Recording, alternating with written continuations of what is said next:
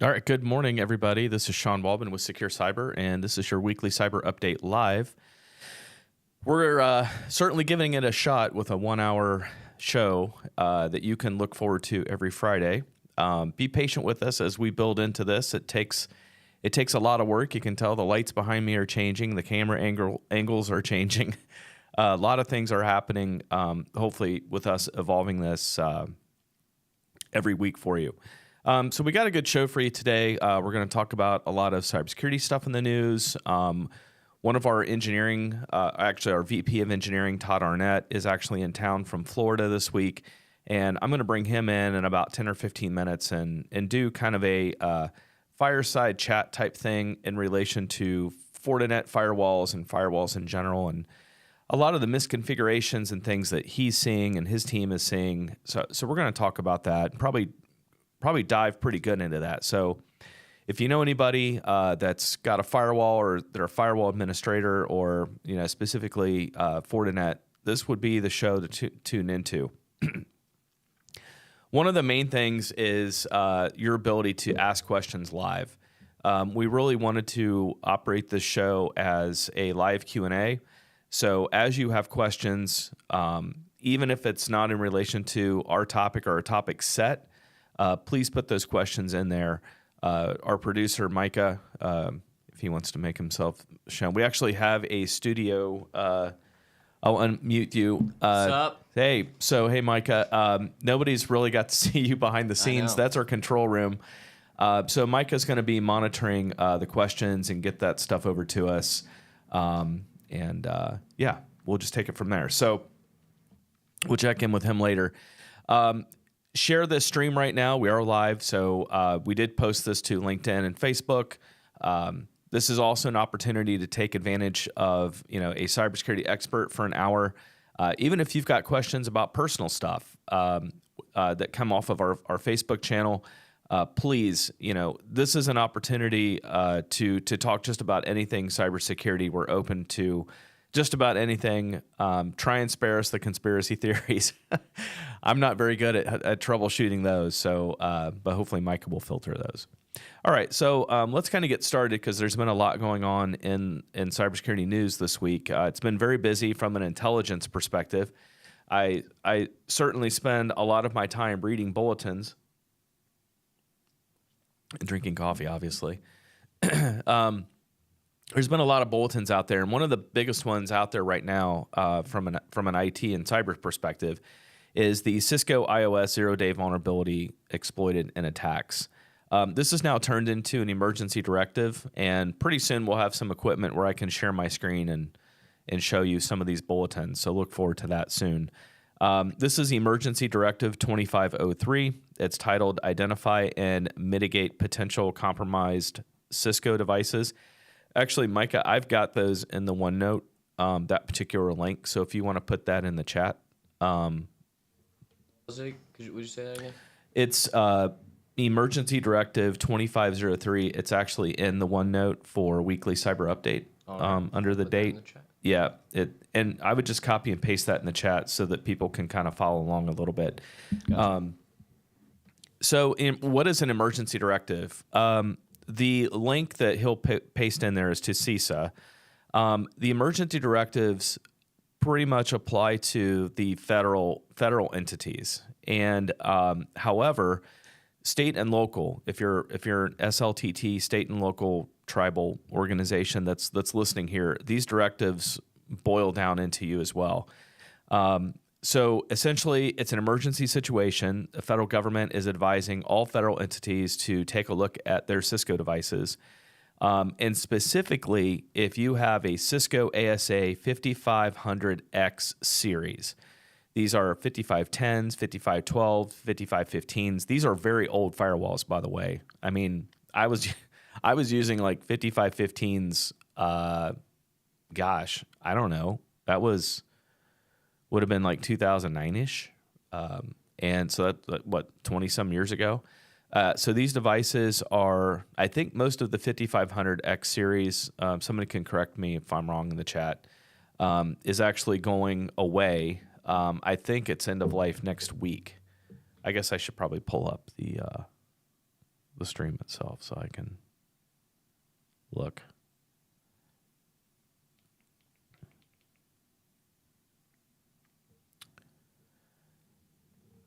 So that particular model is going end of life. However, it's been exploited by the People's Republic of China.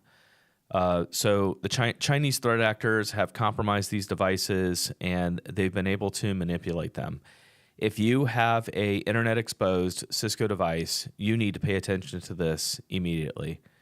There is a patch that's out there that will resolve the issue. However, you need to look at, there's a inside there too, Micah, there's a Cisco disclosure link under disclosure that needs, if you want to copy and paste that in there too. There's some specific steps that you need to go through in order to see if your device has already been compromised. And there's some forensics that are involved, and you have to do it very specifically. There was a DHS, a Department of Homeland Security meeting yesterday that I attended, and they specifically said you need to follow the steps step by step.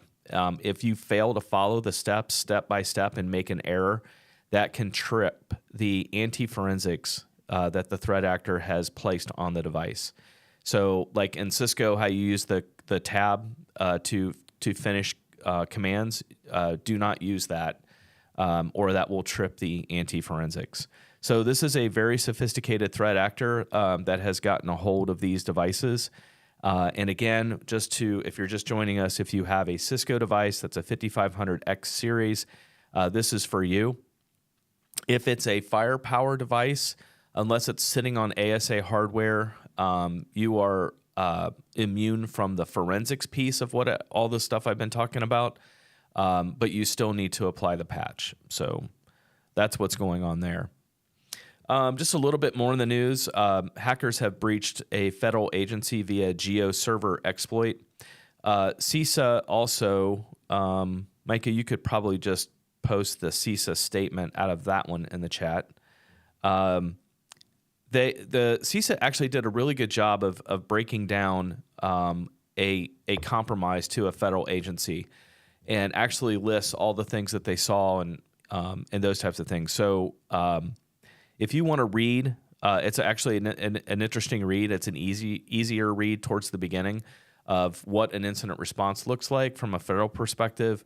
I highly recommend that you look at this. When you look at the attack on the GeoServer exploit, and this can be taken into context with just about any incident response that we've done, one of the things that you'll find when you read that is all the things that went wrong, right? The things that an organization could have done better in order to mitigate the attack. And one of the things that they could have done is they could have applied the patch and updated their system sooner. We see that a lot. We see that in a lot of organizations that are running old or older software. Keep in mind that Windows 10 is going end of life in October. So you've got an opportunity to either hop on Windows 11 or to get some extended support with Windows 10. I actually had somebody reach out to me this week and had a question about CGIS and Windows 10 and going into end of extended support. It was my understanding that, and it's been a long time since I've actually looked at the updated CGIS policy, so I need to look at that.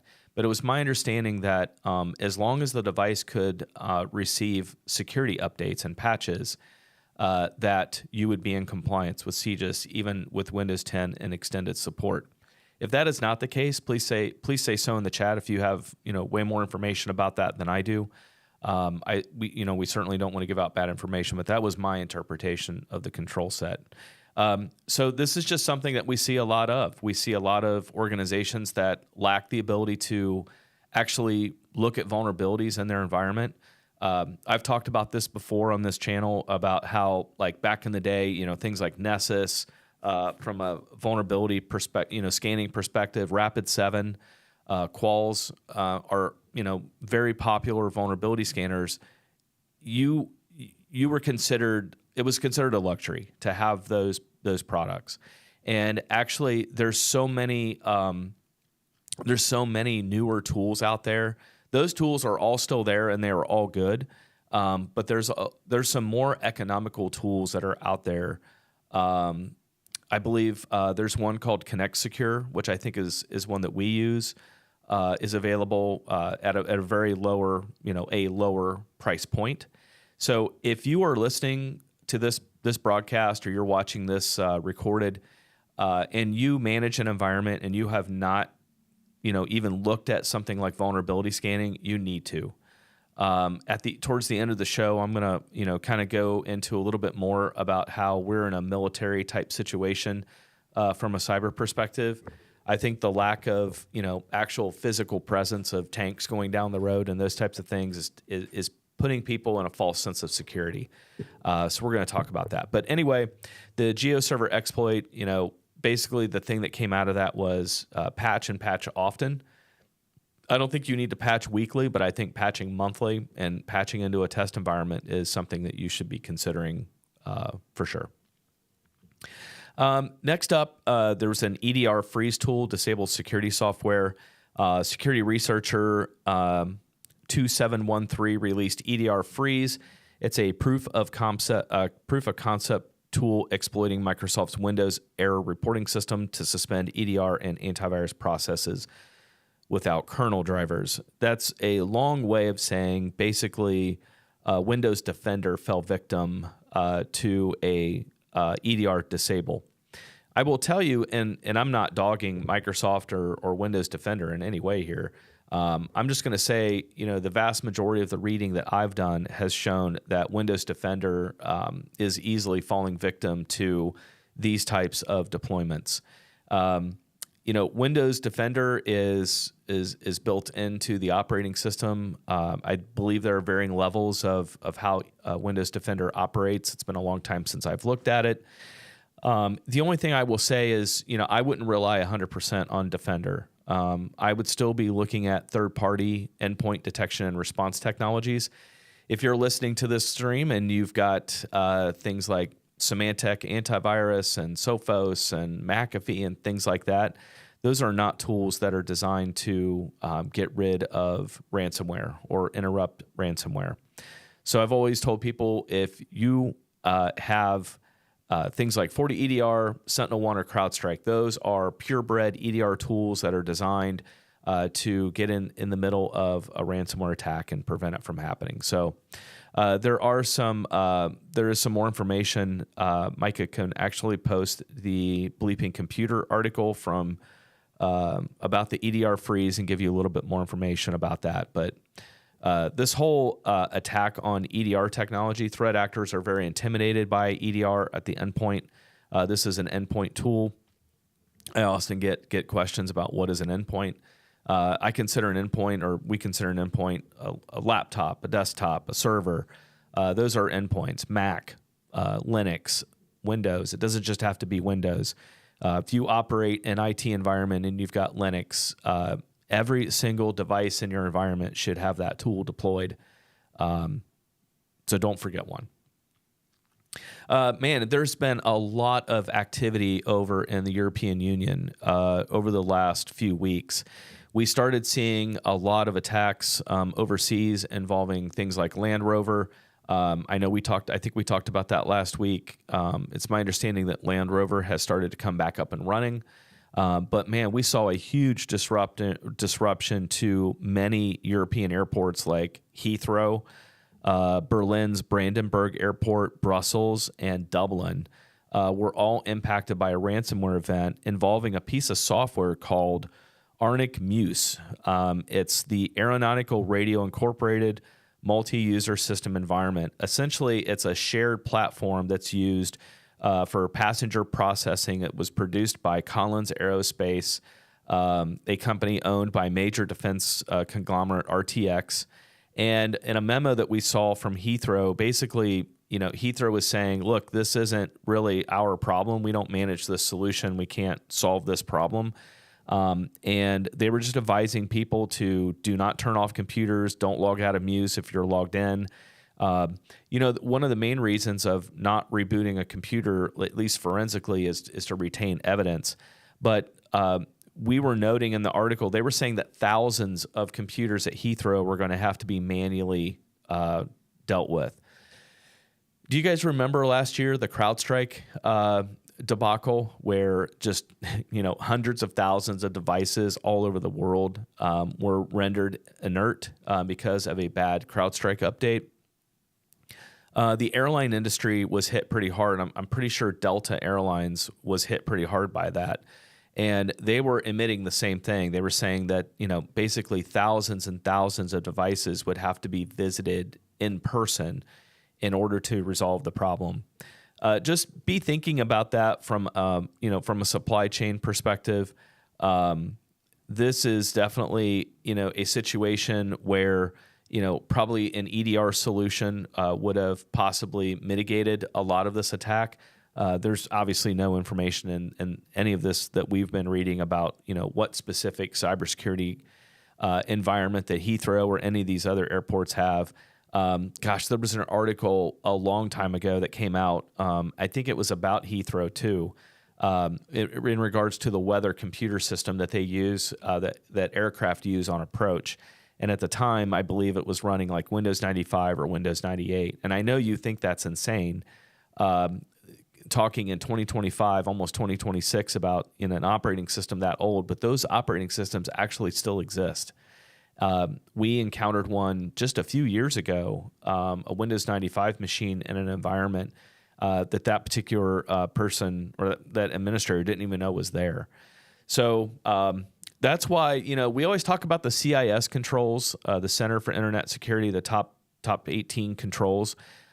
We always talk about those controls and Control 1 and Control 2.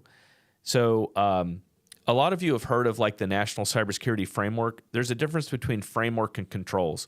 Framework, the National Security, NSF, the National Security Framework, Cybersecurity Framework, gives you the bones of what you should have. Where the CIS, the reason I like the CIS control so much is it tells you more specifically what you should be doing. And Control 1 and Control 2 are know your hardware and know your software. If you do not know your environment, if you don't have a good inventory of your environment from a hardware and software perspective, you cannot mount a defense.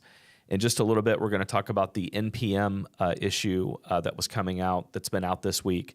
A lot of people were saying that CrowdStrike had been hit by this particular event. And things like software bill of materials, SBOMs, are absolutely critical to being in front of an issue like that. So just a reminder as we go on to the next article, I believe a lot of those airports are back up now, but I know they've got thousands of devices that they need to look at. Please stay tuned if you're a Fortinet administrator. If you've got a Fortinet firewall, we're giving people time to get in here or share this with somebody. Todd Arnett is going to be on the show here. Mike, if you want to kind of let him know, I'll be ready with him in about 5 minutes. We'll get him in here and start talking about what's going wrong with firewalls and what people can do, and even network architecture.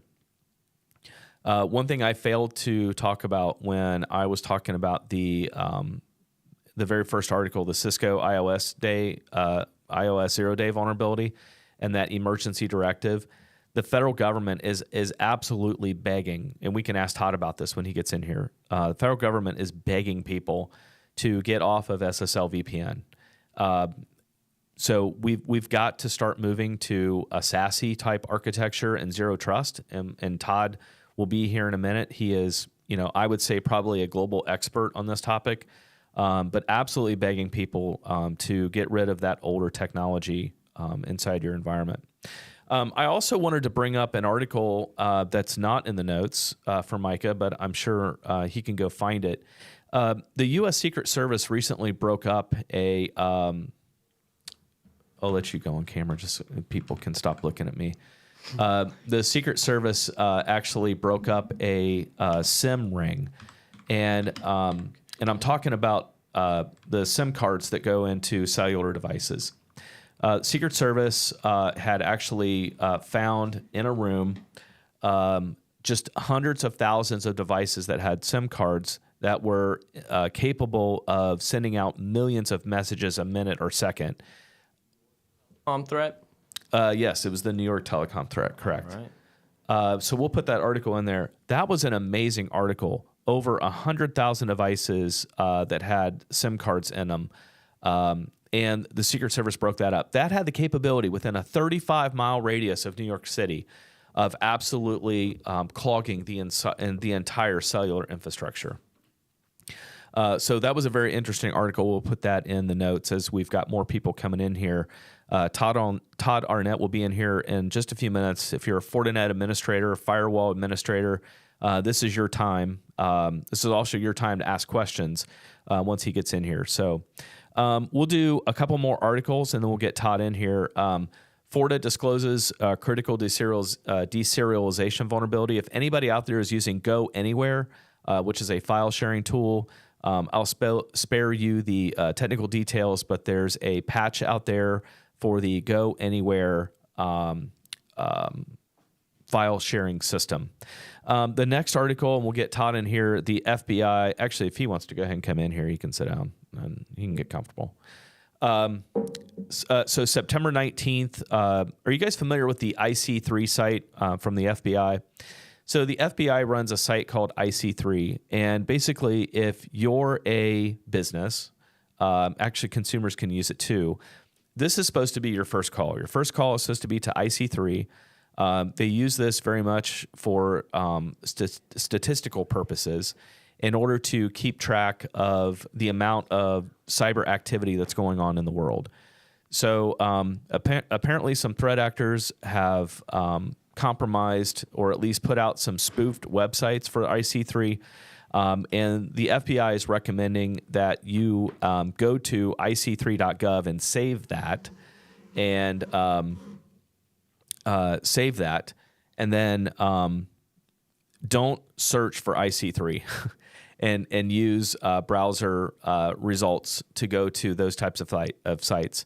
Those sites were spoofed, and there's a very number of different spoofed domains that were used, and people were sent to the wrong site. So, and that goes for banking too. So if you you should go to your bank website, a valid website, and save that, bookmark it, versus don't ever Google for those type of things, because a lot of those results that come up are fake.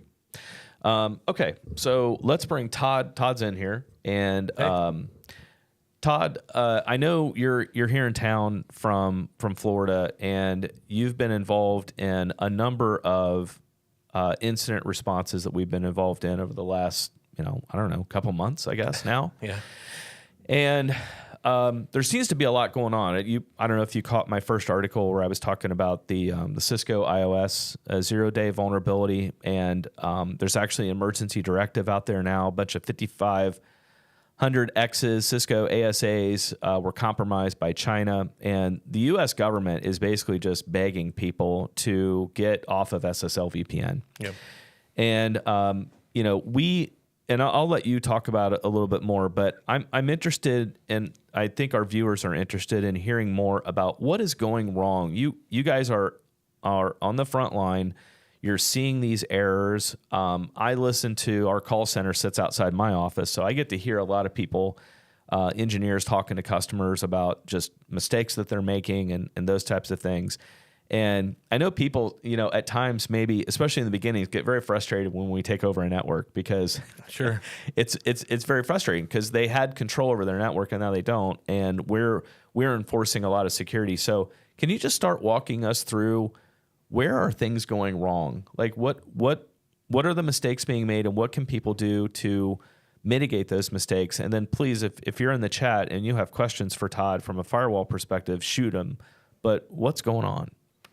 Yeah, I mean, largely it comes down to just simple security misconfigurations, right? We've all been there. We all know how busy everybody gets. And just taking the time to make sure that those changes are in place and operating under zero trust guidelines, right? Least privilege, only the groups you need, making sure that groups are defined, making sure that only the ports that are required are configured on that rule, nothing else. Okay. Right? Is that the zero? What is zero trust? I guess let's start there. When people hear the words zero trust architecture, from our perspective, what does that mean? Sure. So, operating from a point of zero trust, right? Even if you're the administrator or you are the sysadmin, we've got to validate that that's used the trust but verify method, right? So making sure that things are in place to check your identity and that least privileges is given to all things. So one of the things I've heard you talking about, and I think which generates a lot of the frustration from customers that we deal with, is being very meticulous about the ports and protocols that are communicating to make something talk. That's part of the zero trust piece, right? So it's not just like opening port 80, right? Like being very specific. Yes. Yeah, absolutely. Right. And going through putting that work in, right? Of, because we all know how documentation can be, and it may not be the greatest as far as what ports are required. So, getting down to the brass tacks of it and just running a packet sniffer, running, a packet capture and looking at what that application is doing and validating that it should be doing that, and then creating the rules to just allow that traffic. So, one of the things that, we look at the Sonic wall, the issues that they're having. The one thing about a firewall is it's public facing, right? And when I say it's public facing, it's internet facing. It's on the edge, if you will, right? It's an edge device. From a Fortinet perspective, and that's what we operate. From a Fortinet perspective, talk to us about trusted hosts and how important that is to the process of, and you can correct me if I'm wrong, but can't we hide a firewall from being seen from the internet using trusted hosts? Yes. Is there, okay, so can you talk about that? Yeah. So trusted host basically is a whitelist of, and you set that on your administrative accounts on a FortiGate of what IPs are allowed, that this account's allowed to log in from. So even if I have an account and, I try to log in from my cell phone, that's not going to work. We trust host that to only known good host. So ensuring that all the administrative accounts have that set, will you make it so that the FortiGate doesn't even respond to like a web admin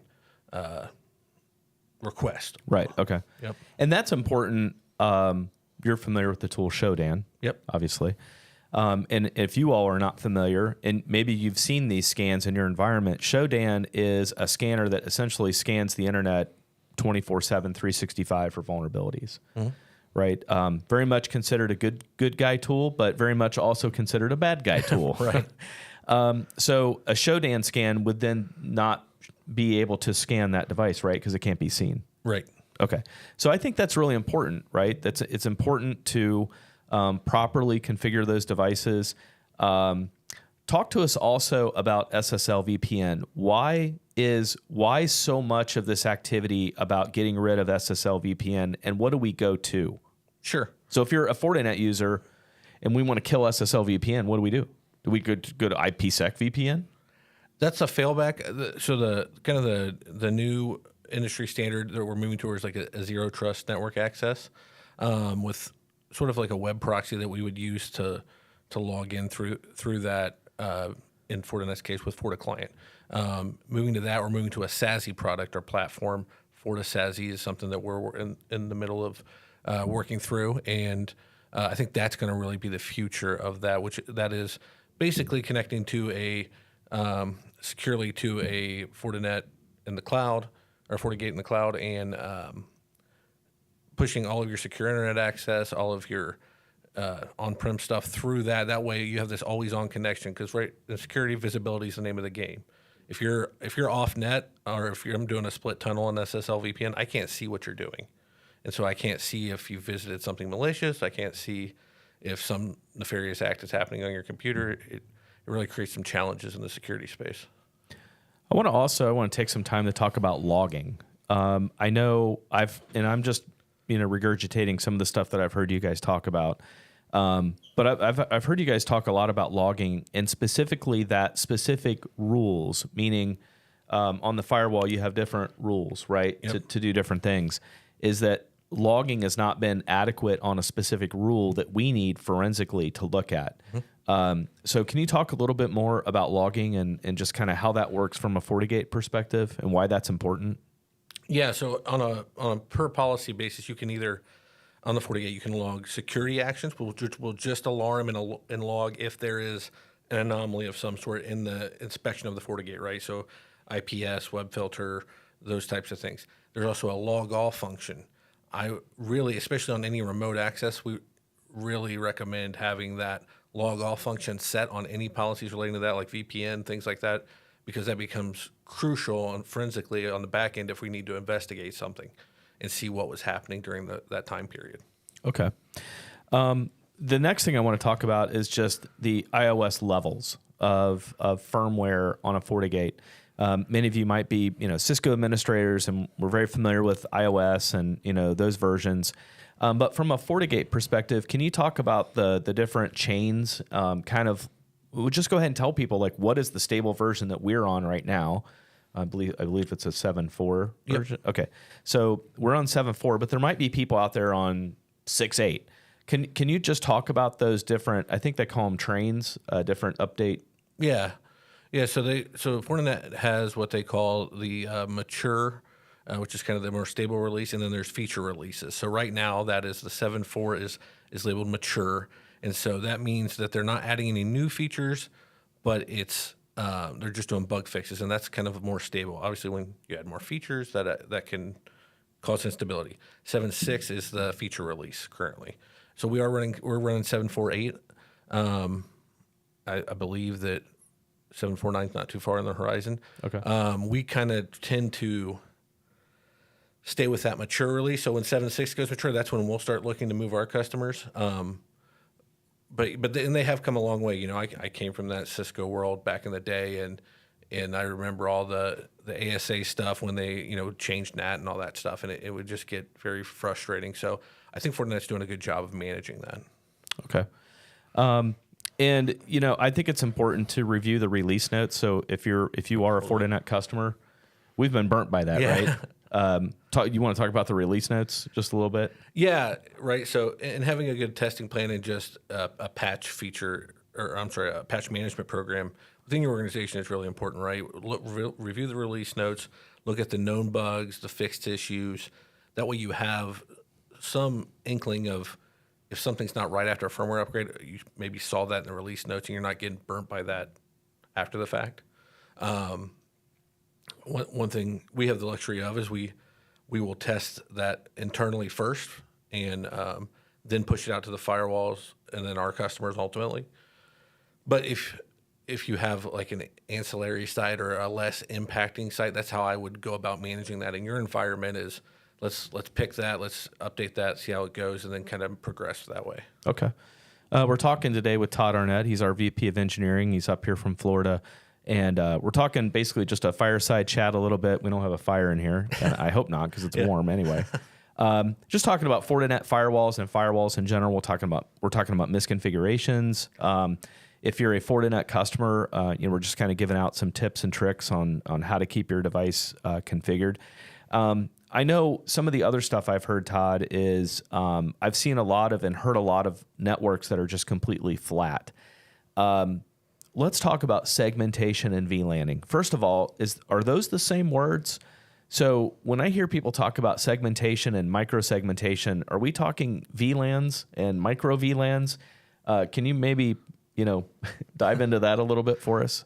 Yeah, so we are talking about VLANs when we talk about segmentation, but again, they're just a security tool. So you can have VLANs and not be segmented. If your firewall policies and your security controls allow those VLANs to talk to each other unrestricted, it might as well be a flat VLAN, right? So that's something we see pretty frequently is either just a flat network or policy that lets everything talk everywhere. So if I wanted to translate that, I'm understanding you correctly, just putting a VLAN and doing unrestricted, you're creating a VLAN, but what brings the segmentation into account is the actual control between talking VLANs. Absolutely. Okay. That helps me out a lot. Do you run into a lot of organizations that just have open VLANs? Yeah. Just, for whatever reason, letting stuff talk wide open. There's kind of an implied trust, and it goes back to that zero trust thing, right? We don't want any implied trust, even internally within our own network. So, well, let's talk about why we do that in the first place, right? So why do we talk about segmentation and VLANing. Why? Well, back then, back 20 years ago, it used to be that we would do that to just separate traffic, right? Yep. So if like this live stream, we wouldn't want this live stream just going over our production network because it could impact users doing something, Yep. right? So then, we started talking about, I just want to make sure that you all know there is no way to stop ransomware from getting in your environment. You cannot stop it. There's nothing Todd or I can do. There's nothing our company can do to 100% stop it. So the talk started moving towards containing the blast. Yep. Right. So being able to just basically, instead of a piece of ransomware wiping out an entire organization, we would use VLANing and segmentation. I'm going to start using segmentation because that implies the right term. Using segmentation. And then while I was in Japan, they started talking about micro-segmentation. Mm-hmm. So not just, carving out a department, but carving out a department in different floors. Mm-hmm. So do you see that happening? Do you see that we're going to go into more of a micro-segmentation? I do. I think that the current environment necessitates that to contain that blast radius. And there's some tools within the FortiGate that we can use. There's zones and blocking intra VLAN traffic and stuff to even contain within a VLAN that if we're in the same VLAN, we may not be able to talk to each other. And I think at the end of the day, Todd, I think what we're talking about when you're talking about like people creating VLANs and then just letting the traffic flow, we're talking about convenience. Mm-hmm. And I think that's a lot of what we run into. We run into a lot of the things that we talk about and a lot of the things that you do out in the field and deployment are not very popular things. Yeah. We don't usually gain a lot of friends in the very beginning right. Because we're making your life very difficult, but we're doing that for it's in your best interest, right? Yep. So what haven't I talked about? Like just running into things that you've been running into recently, what are just some of the things that you want people to know about? Because not only is this going live, but we'll be able to reference this later. So anything you say is on record, and it also can be used in a court of law. So go ahead. Well, yeah, I think some of our top finds, just kind of thinking through those, right? The things that we find when we do our health checks for customers are old disabled policies, right? Those things need cleaned up, right, to maintain efficiency, to maintain security, and maintain that control. The other things that we really look at are do you have security inspection applied on all your policies? Because again, visibility is the name of the game in security. So if we don't have that inspection, we're not getting to analyze and see that, and that's kind of the beauty in our world where my team turns those things on to give visibility to Joe's team to be able to see what's happening. Joe's on our security operations team. Yes. Right. SOC visibility. Yep. SOC visibility. Security Operations Center, not SOCs. Right. All right. What else? And DPI, right? Getting into that is a really important thing. Deep packet inspection. Yes. Yeah. Talk about that. So, right.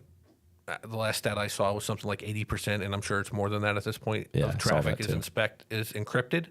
So if we're not using deep packet inspection, which is basically where the FortiGate can essentially man in the middle of that traffic and inspect what's inside of that encryption so that it can see if there's nefarious things, right? Because attackers have gotten smarter and they're like, well, I'll just hide it in encryption and then nobody can detect it. So let's hang on that just for a minute. I want to make sure everybody heard that correctly. The majority of the traffic to the internet is encrypted. Yep. A firewall like a FortiGate, what is considered a next generation firewall. Yep. Let's go ahead and lump Palo Alto in there too. Yeah. Yeah. Okay. So I've got the best firewall known to man. Right. Running in my environment, and I don't have DPI on, but I've got every security inspection installed. Yep. Like I've got DNS filtering, I've got IPS, I've got everything. If that packet is inspected, do any of those controls work? No, not if they're encrypted, not without DPI. So, did you hear that? If you've got all these great firewalls in your environment and they're operating and you've got all the security features turned on that rule and you are not decrypting those packets and allowing the FortiGate to look in them, you're not doing any security inspection on those packets, correct? Yep. Just some TLS handshake stuff. Man, I think that's a hard pill to swallow for people, and I think as the world evolves, and I'm going to end here in a little bit with some military talk. The enemy is here, like we are under attack. The auto industry, critical infrastructure, our cellular network system. These are not. I am not promoting any type of conspiracy theories. You can go out and see this actual, that SIM break takedown that was taken down by the Secret Service, 100,000 devices they're designed to just throw trash onto the cellular network to completely take it down. This stuff is happening. We've got to get rid of older devices. We've got to stay on top of security patches and updates. I had somebody stop me or was talking to somebody over the last couple of weeks. I think it was earlier this week. Everything runs together now. Like, I swear it's Friday, and like a minute ago it was Monday. And they were like, well, I want to layer different firewalls. And I was like, why would you want to do that? And he's like, well, I want a sonic wall at the front, and I want a FortiGate firewall behind it. And they had fallen victim to the Akira ransomware issue, where Akira was getting a hold of those sonic walls. And I was like, well, don't do that. And he was like, why? He's like, well, what happens if Fortinet gets another 0-day vulnerability? Sure. How would you answer that question? Do you want me to tell you how I answered it? Sure. I mean, I said, look, the secret to success is a properly managed and maintained firewall. Yep. Honestly. Yeah.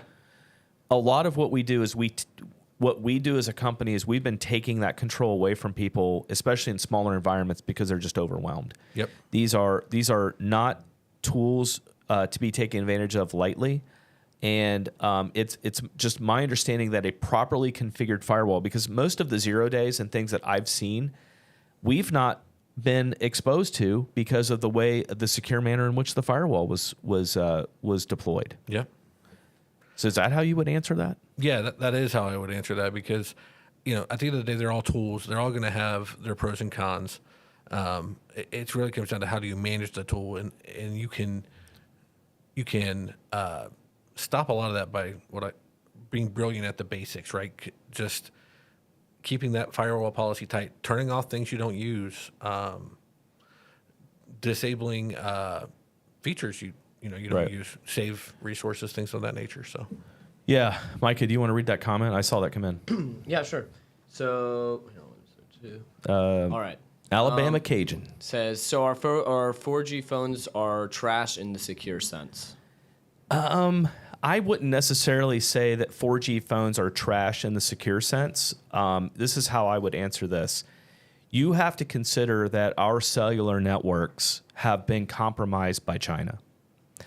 The FBI came out, I think, last year and very much encouraged people to use things like WhatsApp and Signal to do secure end-to-end communications. So what I would say, Alabama Cajun, is keep your devices up to date. That's the first and foremost thing. This thing about holding on to cell phones, it was almost like a race, right? or like back when people would look at the uptime of routers, right? Yep. Back in the day, and they would go, "My router's been up for 5 years." I wouldn't actually tout that, because that just means that you probably haven't installed a security update in 5 years, right? Okay, so Alabama Cajun, what I would say is keep your devices up to date. Make sure that you keep those security patches up to date. Whether you've got, I think you can have some discussion about whether you have Android or Apple iPhones. I think there's a tremendous amount of work that you can do to secure those devices. I was noticing like iOS 26 by default had a setting on that sent information to Apple. And if the general consumer doesn't know that those types of features are being enabled on your behalf, you need to be educated to know that as a consumer that you can turn those things off. So to answer your question, consider our cellular network compromised. If you're going to have secure, if you're going to have sensitive communications, look at something like Signal to have end-to-end encryption, end-to-end conversation. If it's iPhone to iPhone, using iMessage as a secure method. Things like Microsoft Teams are secure methods for end-to-end encryption. Just keep that end-to-end thing in mind. That's That's the most important thing that you need to really focus in on is how do I have secure communications with someone. I hope that helps. Yeah, he says I use Android with minimal apps. That's fantastic. Todd was referencing that from a firewall perspective. It's what we consider least privilege, right? Mm-hmm. So maintain a low profile, get rid of apps on your phone that you don't use, make sure that your patches are up to date, make sure that you've got that Android locked down with things like biometrics and passcodes and stuff like that. Just and also and a lot of people just need to be very careful about what app they put on their phone. Yeah. Nathan says to mention that your Android came with TikTok pre-installed. Yeah, that's right. We noticed because I actually got a backup phone and TikTok came pre-installed on the device. I bet you I spent, I don't know, probably a good 15 minutes just uninstalling all. I couldn't believe on that Android phone that I got from T-Mobile how much crap came on that thing pre-installed. Really? It was crazy. And then there's the whole conversation about TikTok and how much it's a national security threat. And I saw the president's executive directive or executive order that he signed. I don't want to go into that today. But Alabama KJ, I really appreciate your interaction. Appreciate the questions. If there's anybody else out there that's got questions, I've got Todd Arnett here, our VP of Engineering. We're just having some discussions about firewalls and edge devices and Fortinet firewalls specifically. Were there any other issues? I know we kind of hung on that DPI thing. I think people just get scared to death by making changes on firewalls and doing these types of things because, and I totally understand that, they're afraid that they're going to interrupt their environment. They're going to take things down. They're going to make things. I completely get that. Right. Mm-hmm. What do you say to somebody that's just totally scared to death about making changes? I think it's a hard question. It's a risk decision, right? You're kind of, by not making the change, you're exposing your organization to a lot of risk. In my opinion, I'd rather deal with a fallout from would you rather deal, I guess that would be the ultimate question, would you rather deal with a fallout from a firewall configuration change or from a ransom event or some type of security incident, right? Yeah. I know which one I'd choose. Right. No, that's true. And, as we start to end the show here, we're approaching 11 o'clock. Please, if you got other questions, please put them in there. Alabama Cajun says, yes, keep it up on IoT edges, and we have so many devices not opening Wi-Fi and BLE. No, you're absolutely right. And that IoT, that came up in a webinar I did yesterday, Internet of Things. If you're at home and you've got like your washer and dryer, your Keurig, your air fryer, all these devices that have Wi-Fi access, and you work from home. Yeah. You're just entering a situation where you're going to allow someone to possibly compromise you at home because there's threat actors love the work at home stuff. Yep. 100%. But no, you're 100% right. I appreciate that feedback. Appreciate you interacting with us wherever you are, down south, obviously. But I appreciate that very much. Yes, I have a lot of people, and I did a webinar yesterday. What were we talking about? We were talking about the DPI thing. Making changes. Yep. Yeah, IoT. Oh, the IoT stuff. Yep. They were like, well, what's Internet of Things? And it is that, right? So, and I was talking about the importance of maintaining your cybersecurity at your house. So there's been a lot of documented cases. If you want to look up LastPass, the LastPass compromise was due to a Plex server at somebody's house. So a major enterprise organization was compromised by an engineer working from home with an unpatched Plex server. So we've got to, as we start rounding off the show here, we've got to get into a situation where, first of all, things like security awareness training, I think is failing because we need to get back to in-person security awareness training. We need to look people in the eye. We need to talk to them about security and how important it is. We need to get out in the public. We run a nonprofit called the Go Cyber Collective here in Dayton, Ohio, and we spend a lot of time with the community, talking to them and giving them resources to make sure that they don't feel alone, they don't feel isolated, and they've got a way to communicate and collaborate with their peers. And we get out in the public and do things with the elderly community, and we do things with schools. So we've just got to really get into this military mindset. We've got, if you're an IT person and you're watching this show right now, or you're watching the recording and you've never been in a range, a cyber range, you've got to do it. Think about the military. Think about when you look up in the sky. We live near Wright-Patterson Air Force Base, and we see C-17 Globemaster 3s all the time in the skies, flying around, just doing circles, touch and goes, landings. You know what they're doing? They're building hours. They're training. We've recently got a range solution for our staff, because if you are not in a mindset, if you are running an IT department, if you are an IT person, if you work for a managed service provider, if you're in any way, shape, or form involved with IT or cyber and you're not training all the time, you're not in a right place. So we've got to split up IT and cyber. If you're a business owner out there, or somebody who watches this and goes, I don't know what these guys are talking about, I've got an IT company. You need to have a cybersecurity company, and you need to have an IT company. I believe those two things should be split and should never be mixed. Or your IT company should be partnered with a full-blown cybersecurity company. But folks that are trying to do it internally on their own, I just don't think that's the right spot. So, Todd, we got 2 minutes. Any last words? MFA everything. Oh, yeah. Right. No, you're absolutely right. Multi-factor authentication, I'm sure you're referencing that we see a lot of like VPN accounts that don't have MFA installed. Yep. A lot of you have Office 365 deployments out there with no multi-factor authentication. I will tell you, you're just asking, you're asking for the threat actor to just walk in your environment.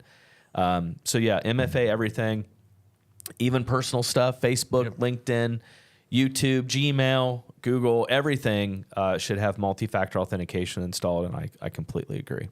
Yep. All right, there's no more questions in there. We're at the end of the show.